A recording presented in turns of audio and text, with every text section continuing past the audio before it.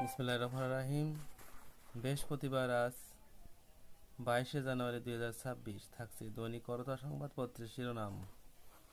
Vote যুদ্ধের প্রচারণা শুরু, লড়াইয়ে 1973 প্রার্থী এবং প্রতিদ্বন্দ্বী প্রার্থী প্রতীক বরাদ্দ 298টি আসনে। কোন দলে কত প্রার্থী? বিএনপি 288, জামাত ইসলাম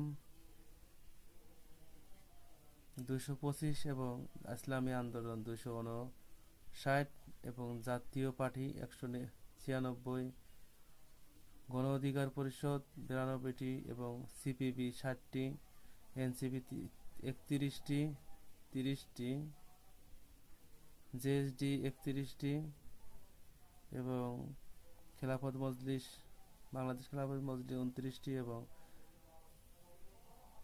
গণসংহতি আন্দোলন 18টি এবং খেলাফত মজলিস 14টি, এলডিপি 7টি এবং এবিভিপি 5টি। এ ছিল উল্লেখযোগ্য দলের এবং প্রার্থী সংখ্যা।